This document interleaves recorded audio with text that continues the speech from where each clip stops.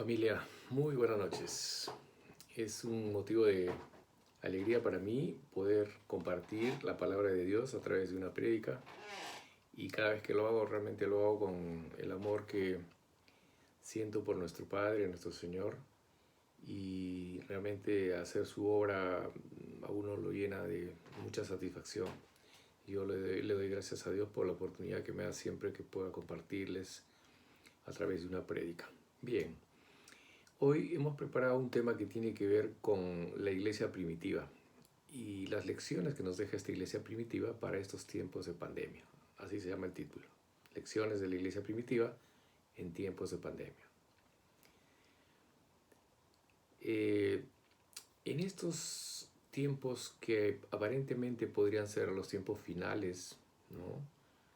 Que anuncian la venida por segunda vez de Jesucristo, paradójicamente nos hace pensar que la iglesia de hoy tendría que replantearse y volver a las costumbres, a las prácticas de la iglesia primitiva. Es decir, la iglesia del final de los tiempos, que sería nuestra iglesia, me refiero a la iglesia del mundo cristiana, tendría que replantearse para volver a las prácticas originales de la iglesia primitiva. Y cuando digo prácticas originales, ¿de qué estamos hablando? Estamos hablando de varias cosas. Pero vamos a citar las más importantes, que yo considero que son 10. Pero de esas 10, 5 considero que son las que más incidencia tuvieron en el ayer y de hecho tendrían en el hoy, y lo tienen de por sí. ¿Y cuáles son? La iglesia primitiva perseveraba en la doctrina de los apóstoles, es decir, esa doctrina que construyeron los apóstoles de todo lo que habían recogido como enseñanza desde la palabra que les compartió Jesucristo. Ese privilegio tuvieron ellos. Y entonces la iglesia inicial, la iglesia primitiva, perseveraba en la doctrina de los apóstoles. Segundo, la comunión de los unos con los otros. Es otra de las prácticas que ejercía la iglesia primitiva. Tercero, el partimiento del pan. Cuarto, perseveraba en las oraciones. Y quinto, mostraba las maravillas y señales que hacían ellos, los apóstoles, pero por todo ese poder que a través del Espíritu Santo estaban ellos en la capacidad de hacerlo, porque también era aquello que Jesucristo les había enseñado. Aquellos que creyeran, que con fe lo hicieran, podían hacer cosas iguales o mayores que Él, ¿no? Eso se los explicó muchas veces. Y después vienen otras tantas, pero estas 5 para mí son las más importantes. Entonces vamos a empezar a explicar cada uno de estos temas. En primer lugar, cuando decimos que perseveraban en la doctrina de los apóstoles, estamos hablando que estaban enfocados en esa doctrina original de Cristo, esas enseñanzas que habían recibido a través de su convivencia con Jesús como el maestro de ellos. Entonces, vivían bajo las enseñanzas que habían recogido directamente de Cristo y fueron pues obviamente guardados por ellos y luego transmitidos a la iglesia original. Es decir, la doctrina de los apóstoles empezó a difundirse en las iglesias porque era lo que ellos habían recogido como enseñanza y trasladaban esa enseñanza a los miembros de la iglesia original, la iglesia primitiva. No se desviaban, no hacían interpretaciones, no. Originalmente lo que habían recogido es lo que comunicaban, es decir, iniciaban la sana doctrina, sin contaminación, sin interpretaciones. En segundo lugar tenemos la comunión de los unos con los otros. Cuando hablamos de comunión, en el término castellano o español, comunión es tener ese vínculo, ¿no? Directo, esto que se llama koinonía, que es una especie de convivencia familiar de hermanos. Esa comunión de los unos con los otros existía en la iglesia original, en la iglesia primitiva que llamamos.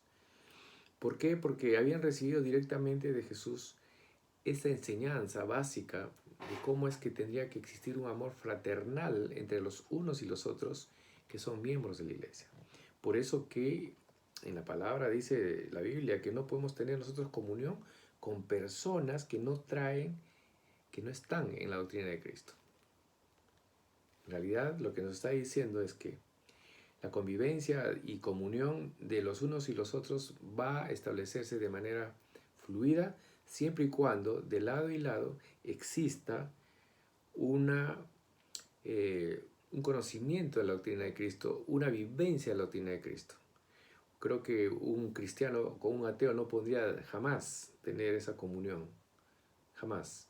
Por lo tanto, la comunión de los unos con los otros está basado en eso que se llama la doctrina de Cristo. Hoy nosotros somos miembros de esta iglesia y cada vez que nos reunimos, cada vez que disfrutamos de nuestros ministerios, evidentemente vivimos esa comunión. ¿Por qué? Porque hablamos el mismo lenguaje. Tenemos la misma percepción, el mismo sentimiento de lo que nos inculca nuestra doctrina y nos permite vivir en el día a día.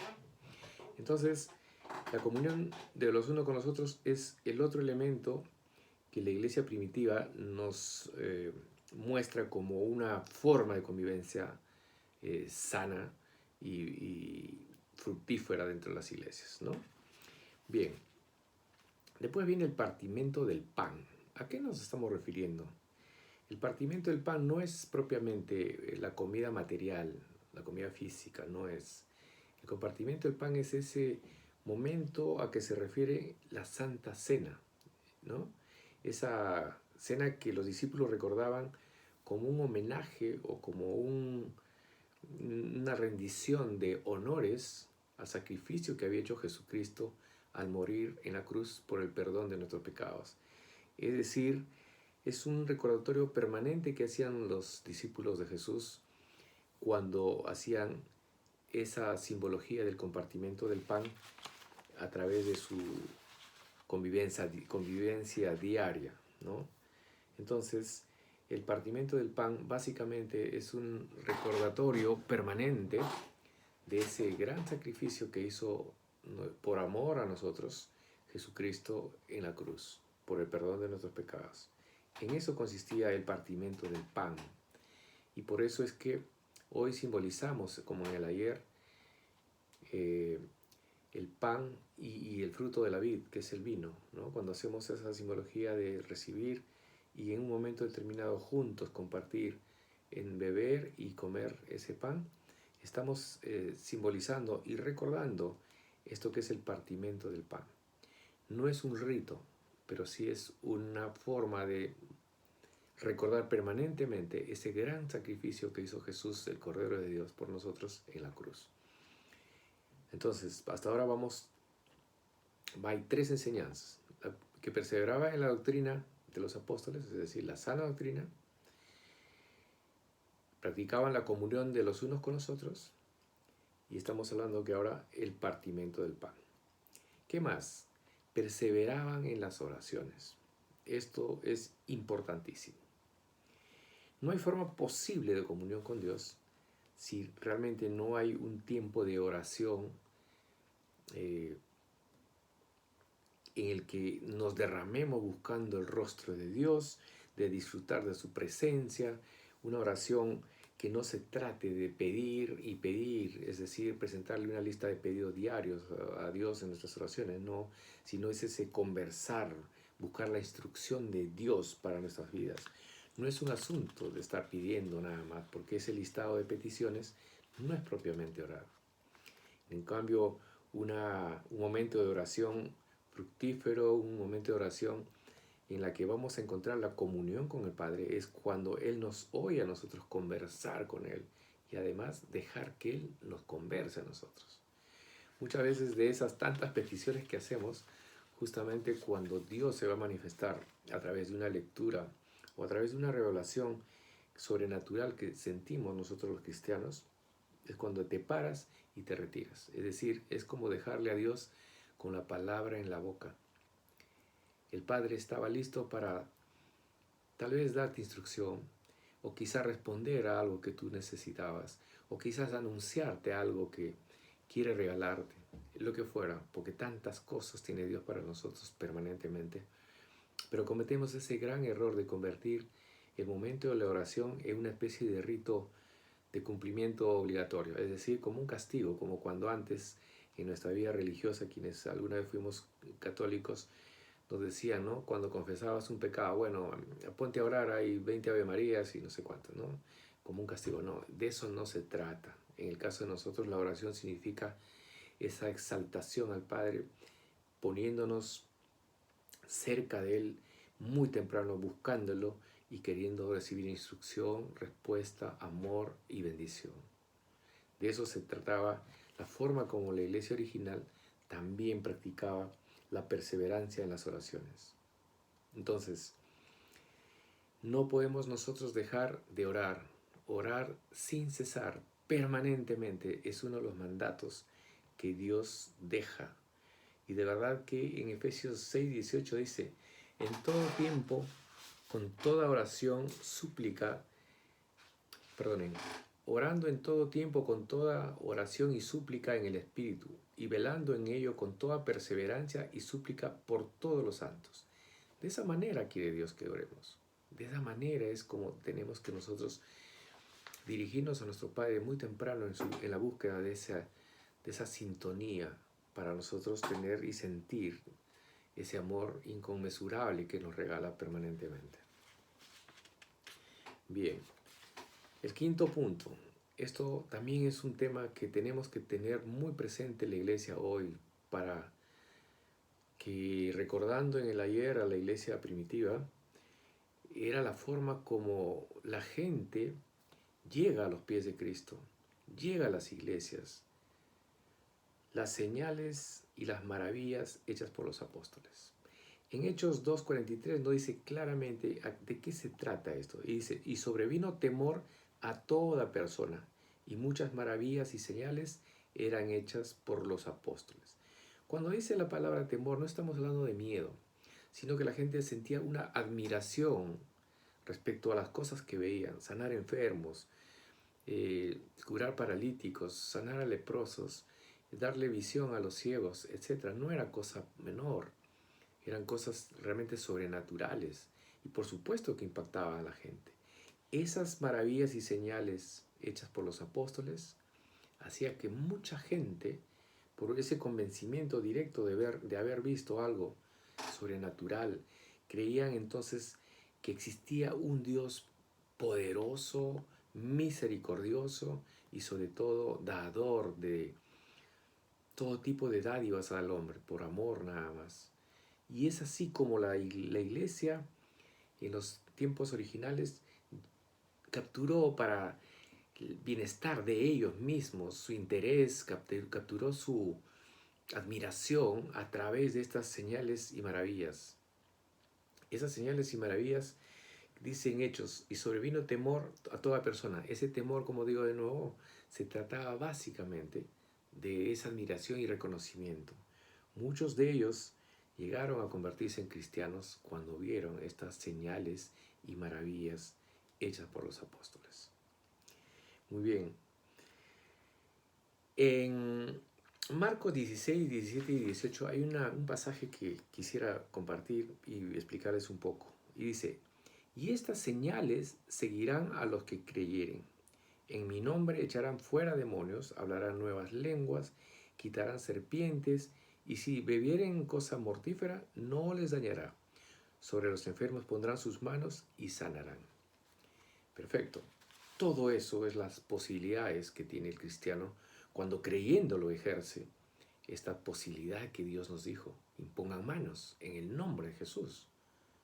¿No es cierto? No es de nuestra posibilidad humana que podamos hacer eso, pero en el nombre de Jesús podemos nosotros imponer manos y creyéndolo nosotros y creyendo el que lo está recibiendo, probablemente pasen cosas sobrenaturales que son estas señales y maravillas.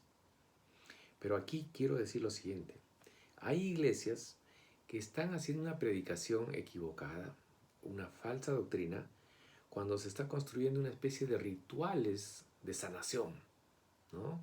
se hace toda una parafernalia de show, en el que se monta todo un escenario espectacular donde se llama a la gente de la multitud bueno, se imparte supuestamente la sanidad que sí habla la Biblia, pero desde esta manera como ellos lo practicaban, no haciendo una especie de doctrina de sanaciones, ¿no? Donde en cada fin de semana pues se congregan multitudes para que vienen obviamente en búsqueda de las señales y de los milagros, pero que no se está haciendo lo primero en estas iglesias. Lo primero que se tiene que hacer es no atraer a las señales, por el contrario, lo primero que hay que hacer es atraer el amor y reconocimiento a Jesucristo.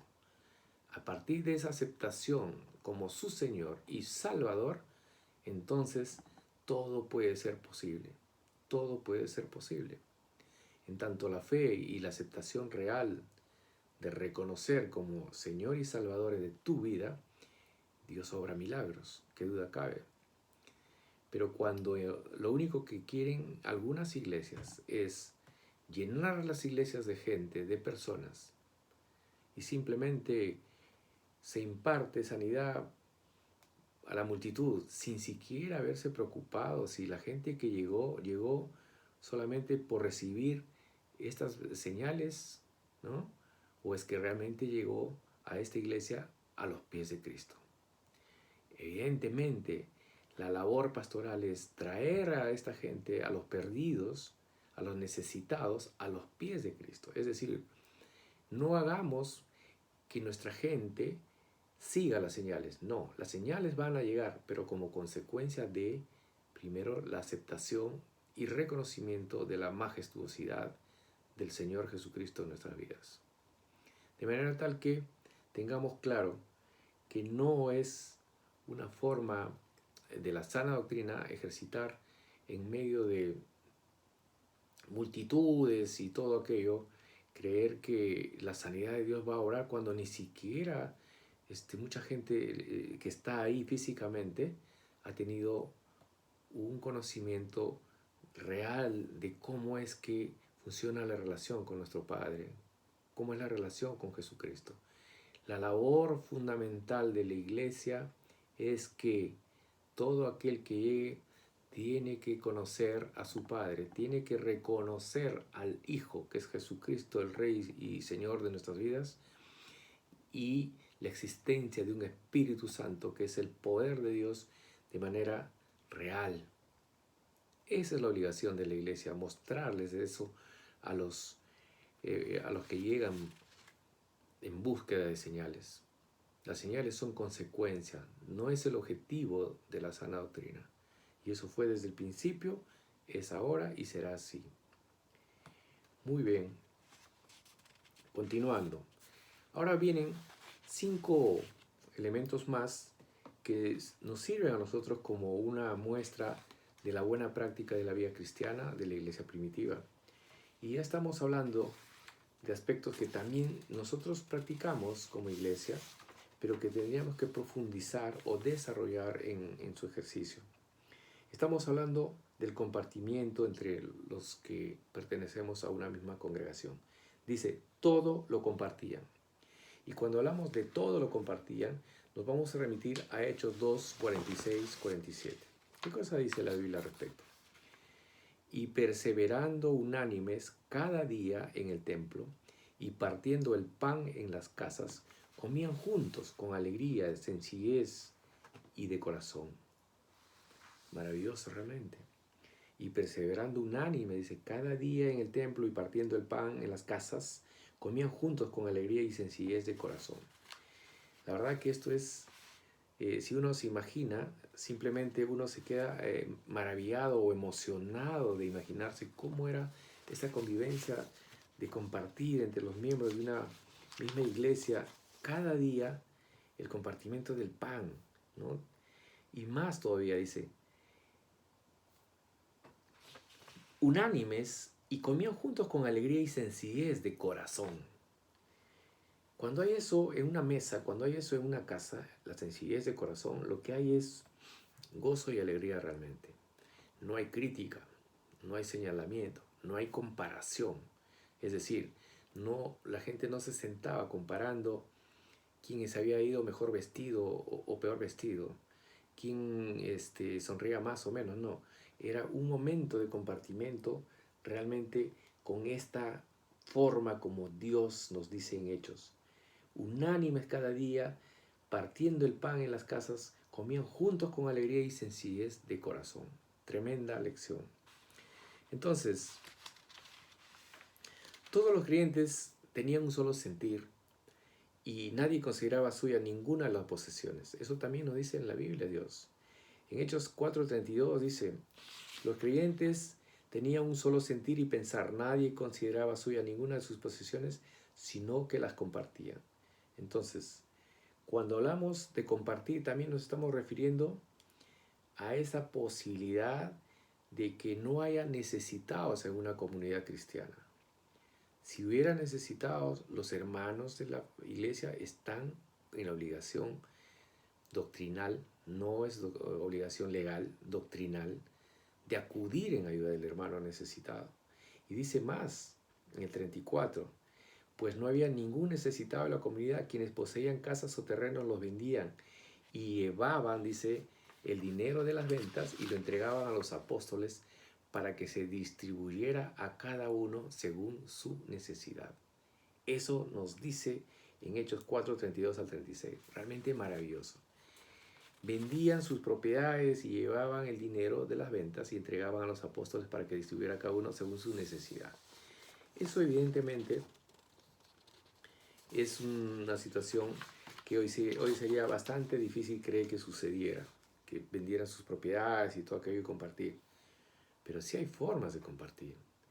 Sí hay maneras en las que tenemos que preocuparnos por el hermano necesitado. Una de las cosas por las que se puede utilizar bien los diezmos es, por ejemplo, en la predicación de la palabra a quienes aún no han conocido, llevar las buenas nuevas. Pero también esos diezmos, bien utilizados, es cuando hay una necesidad real en algunos integrantes de la iglesia que se pueda utilizar en términos de este compartir, en este entendimiento de ayuda.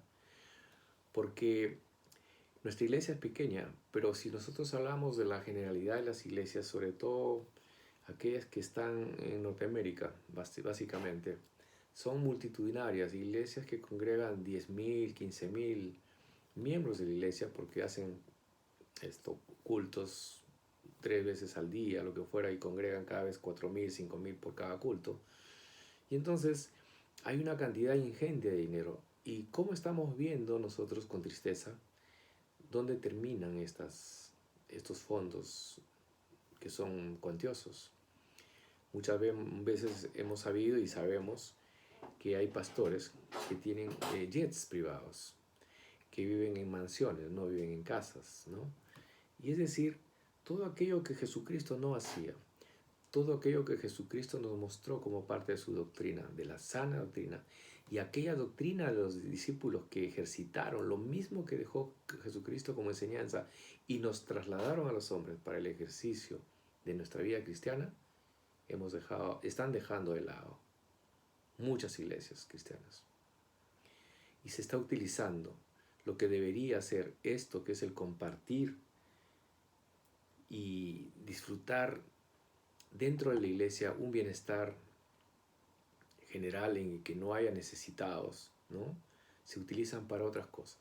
Realmente eso deja mucho que decir y permite además el comentario, obviamente, de gente que está lista para atacar a la iglesia cristiana. Eso no ayuda mucho a una buena imagen. Entonces, tenemos que simplemente tenerlo como conocimiento dentro de nuestra iglesia, que ocurre en la familia cristiana en el mundo. En nuestra iglesia nosotros tenemos una vida tal vez muy cercana a la que hacían ellos en términos de una sana distribución de lo que corresponde a la administración. Nosotros creo que somos una iglesia aún nueva, todavía pequeña, pero el orden y la disciplina de los ingresos se manejan de una manera ordenada y evidentemente hay bendición por eso. Porque ahora vamos a pasar a un punto donde nos vamos a dar cuenta por qué las iglesias se secan y por qué las iglesias fructifican. Es precisamente por la obediencia de los líderes, de los pastores, en estas cosas que Dios dejó como mandatos para ejercitarlo. Entonces, ahora vamos a hablar en un punto siguiente. Dice, perseveraban en la alabanza. Y en Hechos 2:47 dice, alabando a Dios y teniendo gracia con todo el pueblo, y el Señor añadía cada día a la iglesia los que habían de ser salvos.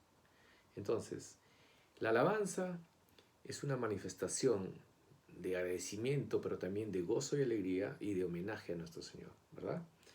Pero reconociendo eso, Dios dice, alabando a Dios y teniendo gracia con todo el pueblo, y el Señor añadía cada día a la iglesia los que habían de ser salvos.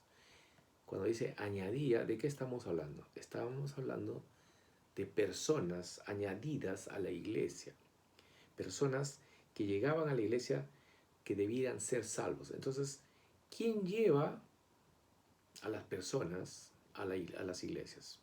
Es Dios. Él es el que lleva a las personas. Tenemos el mandato de compartir las buenas nuevas. Es nuestra obligación de compartir la palabra de Dios, hacer que conozcan la doctrina de Dios a los que no conocen todavía la palabra de Dios. Eso es una obligación nuestra. Pero no nos debemos afanar que si a pesar de que has compartido a una cantidad de personas, muy pocas han ido a la iglesia o ninguna llegó, eso no es responsabilidad de nosotros. Quedémonos tranquilos cuando hacemos el compartir de la palabra de la manera correcta y adecuada y realmente con una forma sana de hacerlo, es decir, sin la desesperación de llevar personas a la iglesia, no, sino de llevar salvación a la persona. Y como consecuencia de eso, la persona, si es de la voluntad de Dios, leyendo Hechos 2:47, sabemos que el Señor añadía cada día a la iglesia los que debían ser salvos. Es decir, quien lleva a los pies de Cristo finalmente es Dios. Todos tienen su tiempo y Dios tiene los tiempos para todos. Nosotros no estamos en esta iglesia porque nos dio la gana estar, no. Entendamos que estamos aquí por la misericordia y la gracia de Dios, que en el tiempo que Él escogió llegamos a los pies de Cristo.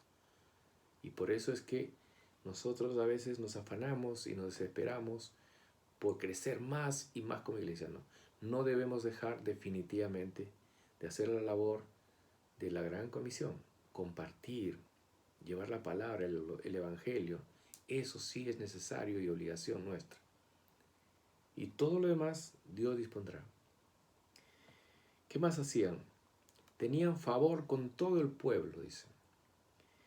Cuando habla de favor, está hablando de aprobación, de reconocimiento.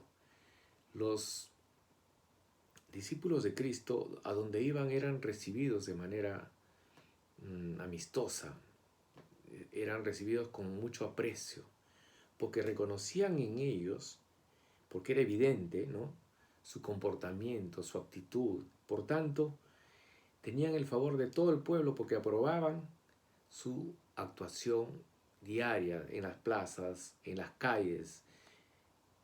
El mismo Juan predicaba en el desierto y salían de los pueblos cercanos a encontrarlo porque querían escuchar la palabra de Dios. Entonces veían que eran hombres dedicados a una doctrina de amor, de perdón, a una doctrina de reencuentro entre los hombres, a una doctrina de esperanza, de sanidades, de bendiciones y milagros. Y por eso es que el pueblo reconocía en ellos a hombres de bien. Por eso tenían el favor de todos los pueblos de esa época donde ellos transitaban. Eso es lo que tenemos que nosotros también buscar como iglesia, como una sana práctica. Hoy por el tema de la pandemia no estamos pudiendo salir a las calles, pero en definitiva donde nos vean, donde nos escuchen, tendría que ser el comentario real y necesario que digan, este es cristiano y es un buen hombre.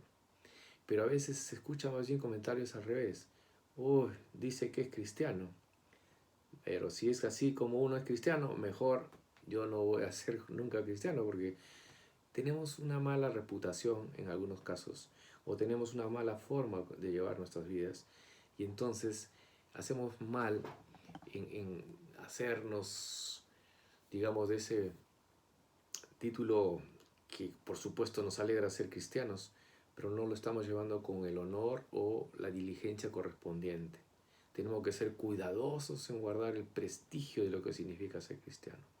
Tenemos que guardar esa obligación de cuidar como un tesoro, ¿no?, ante los ojos del mundo, nuestra pertenencia al pueblo de Dios. Porque estamos en la mira de ellos, permanentemente. Ustedes no se imaginan. Somos el foco de la crítica, el foco de la atención para ver el menor error y ponernos eso, ¿no? Mire ese cristiano, ¿no? Entonces, para evitar eso, tenemos que actuar como en el ayer, los miembros de la iglesia primitiva, con esa diligencia, con esa vocación de servicio, y buscar que por el contrario se nos hable bien y que digan, yo también quiero ser cristiano, yo quiero pertenecer a esa iglesia, porque yo conocí a esta persona y ahora es así, es un hombre que ayuda, es un hombre que se brinda, es una persona que te da un buen consejo, etc. Todo aquello que corresponde hacer como cristianos. Por lo tanto, tener el título de cristiano no es muy fácil de conservarlo con el honor que corresponde. Hay que cuidarlo. Tenemos que tener muy presente, familia de la iglesia. ¿Qué más? Añadían gente a la iglesia, dice, ¿no? A los que habían de ser salvos. Ya dijimos en el 8 que perseveraban en la alabanza, y también en el versículo 2:47 de Hechos dice en la segunda parte que el Señor añadía cada día a la iglesia a los que habían de ser salvos.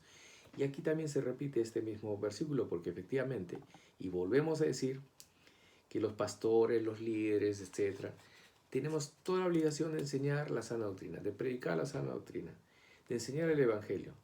Pero es el Señor, es el único quien añade personas a las iglesias. No hay otra forma ni mecanismo. Quienes hemos tenido la oportunidad de estar básicamente en Estados Unidos, estuvimos en el último congreso de Miami, y cuando llegábamos al hotel, bueno, obviamente vemos los canales locales y uno ve la publicidad de algunas iglesias grandes. Se hace un marketing de publicidad para que lleguen personas a las iglesias, para que se llenen las iglesias de gente. Lo que hacen es atraer gente a las iglesias, pero no atraen gente a los pies de Cristo. Esa forma de hacer un marketing publicitario como si fuera un producto ser cristiano es una forma de ejercer pésimamente la doctrina de Cristo. Nosotros no debemos desesperar por eso de acumular personas en la iglesia. De lo que tenemos que hacer es compartir y atraer a la gente a los pies de Cristo. Es decir, compartirles las buenas nuevas para la salvación de sus almas. Esa es la preocupación de una iglesia sana. Es la preocupación que hemos entendido bien y que estamos llevando a cabo. El hecho mismo de tener un curso espectacular, con tanto esfuerzo, de todos nosotros, ustedes, los alumnos, los que preparan las clases, las coordinaciones que se hacen, la iniciativa de nuestros líderes de haber implementado este curso, es una forma de hacer que se atraiga a los pies de Cristo a personas. Por eso es bueno que inviten, que compartan, que hay un curso gratuito, que puedan entrar. Quizás ya no como alumnos, pero a lo mejor para escuchar simplemente los temas. Inviten. No nos limitemos en ese sentido. Y por otro lado, hoy las formas como estamos compartiendo la palabra de Dios a través de estos medios del internet, creo que de alguna manera facilitan las cosas en hacerle la invitación, compartiéndole el link a muchas personas. Tenemos en el trabajo, en nuestras promociones de egresados, etcétera, gente que se puede invitar. Como digo de nuevo, nosotros cumplamos con invitar, de compartirle con amor las buenas nuevas para su salvación. Si de ahí en adelante no responden o lo que fuera, Ya es un tema entre Dios y los compartidos. Pero hagamos el intento real de querer traer a los pies de Cristo a la gente que necesita, que conocemos que tiene necesidades. Así como también hay gente que sí está buscando la posibilidad de conocer a Cristo y que no tiene un espacio. Hay mucha gente de aquella que está en la búsqueda. Tratemos de encontrar en estos tiempos a aquellas personas que están perdidas y que necesitan de ese amor de Cristo. Yo creo que es una buena forma esto de las predicaciones virtuales que se están haciendo y que creo que es más, digamos, fácil para la gente que por primera vez va a llegar conectarse a que fueran a una iglesia físicamente en el ayer. Entonces, familia, creo que todos estos pasos que hemos visto, estas lecciones que nos dejó la iglesia primitiva, hoy son vigentes. Hoy que aparentemente estamos bien viviendo los últimos tiempos, por todas las señales, yo creo que tenemos que volver a las prácticas sanas que ejercitaban la iglesia primitiva. Esa sana doctrina que habían aprendido directamente de la enseñanza de Jesucristo. La sana doctrina que significa ejercitar la doctrina de redención de Cristo, ¿no? No es la doctrina que está contaminada por las interpretaciones humanas y que le ponen títulos diversos. No viene al caso citar ninguno, simplemente decimos que todo aquello que proviene de la palabra de Dios, que está en la Biblia y que es el ejercicio desde siempre en nuestras costumbres cristianas, en nuestra vida cristiana, es aquello que debemos continuar. La unidad de la iglesia, el compartir una oración sana con el Padre, en el perseverar en la alabanza, el tener un buen reconocimiento del pueblo respecto a nuestra condición de cristianos, el saber que la gente que llega a las iglesias no es una añadidura material, es una añadidura espiritual de Dios a las iglesias. No nos debemos desesperar por llenar iglesias, sino por llevar gente a los pies de Cristo para su salvación primero. Todo lo demás solamente son cifras. Tenemos que también preocuparnos por esa comunión de los unos con los otros, donde debemos tener esa armonía y respeto entre nosotros y saber que somos una familia en Cristo. Y lo más importante, perseverar en la doctrina de los apóstoles, que finalmente es la doctrina de Cristo. Esa es la gran tarea de la iglesia hoy y fue la forma como la iglesia primitiva llevaba a cabo su convivencia, su ejercicio cristiano. Por eso es que pudieron expandir la doctrina de Cristo por el mundo y hoy todo el mundo entendemos que de alguna manera ya conoce a Jesucristo. Por eso estamos casi, podríamos asegurar que los últimos tiempos están cerca, porque era una de las condiciones más importantes. Y en estos tiempos la palabra de Dios ha llegado a los recónditos lugares del mundo, precisamente por el trabajo extraordinario que inició la iglesia primitiva y posteriormente de manera contemporánea. Familia, así que este tema ha sido básicamente una reflexión respecto a cómo es que tenemos que volver al inicio, al principio, en estos tiempos finales, de lo que significa, creemos, con mucha alegría también, la segunda venida de Cristo. Así que, familia, solamente decirles que Dios siga bendiciendo a nuestra iglesia, a nuestros líderes, a cada uno de los que están liderando los ministerios, a ustedes, miembros de la iglesia. No cierren la boquita, abran la boca y compartan las buenas nuevas. Llevémosle las buenas nuevas a la gente que en estos tiempos está necesitando. Realmente creo que es más fácil hoy poder compartir la palabra de Dios a través de estos medios o invitarlos a las diversas actividades que tiene nuestra iglesia. Hagamos esa tarea con mucho amor, con mucha dedicación y va a edificarte a ti más que al que compartes. Pero edificándote tú, lo que estás haciendo realmente va a ser grande cuando hayas podido salvar a lo mejor una vida o salvar una familia de las crisis que pueda estar pasando y que solo Dios es capaz de poder transformar todo aquello en una posibilidad distinta de amor, de entendimiento y de una vida fructífera en el nombre de Jesús. Así que familia, vamos a hacer una pequeña oración para terminar esta prédica. Les pido por favor me acompañen a cerrar los ojitos y vamos a orar. Amado Dios, en esta noche, Señor, has permitido que nosotros podamos recordar todo aquello que nuestros hermanos mayores de la iglesia original, de la iglesia primitiva, Señor, hacían. Y lo hacían, Señor, porque tú les habías mostrado directamente, Señor, cómo es que tenían que ejercitar su vida cristiana. Y ellos en obediencia y en amor, Señor, hicieron todo eso. Hoy nos recuerda, Señor, eso que teníamos que volver al principio, que tenemos que volver a la iglesia original, Señor, para que sea de tu agrado nuestro transitar en esta vida terrenal y haber sido de agrado, Señor, cuando tengamos que rendir cuentas de lo que hicimos como cristianos, Señor. Nuestra iglesia, papá, sabes bien que se está esforzando, Señor, por agradarte. Regálanos, Señor, tu gracia y bendición, tu misericordia y el poder de tu Santo Espíritu, Señor, derramando sobre nosotros, para seguir inspirándonos, Señor, para no cansarnos, Señor, para poder tener, Señor, el coraje de compartir las buenas nuevas a quienes creemos que pueden escuchar, Señor. Hoy los medios que a través de la inteligencia del hombre tú has permitido que tengamos en manos, como es el Internet, Señor, nos permite poder compartir a más personas.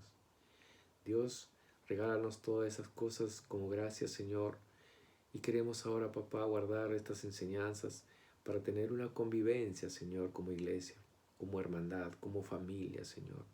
Donde haya un necesitado de nuestra familia, sea acudido por todos nosotros, papá. Gracias, Dios, porque nos recuerdas que también el cantarte y alabarte, Señor, es parte de nuestra buena relación. La oración permanente, Señor, que no tiene que ser un acto de cumplimiento obligatorio, sino es la expresión más pura, Señor, de buscarte, buscar tu rostro, de pedir tu consejo, de oír tus consuelos. Todo eso, Padre. Gracias, Señor, en esta noche por todo lo que hemos podido recordar y aprender, Señor. Y vamos a ponerlo en práctica seguramente de manera más clara ahora, Señor, porque es necesario hacerlo. Quedamos en tu presencia, Señor, en el nombre precioso de Jesús. Amén, amén. Bien, familia, solamente pedirles que no olvidemos estas enseñanzas que hemos podido recoger todos hoy y ponerlo en ejercicio. Que Dios nos bendiga.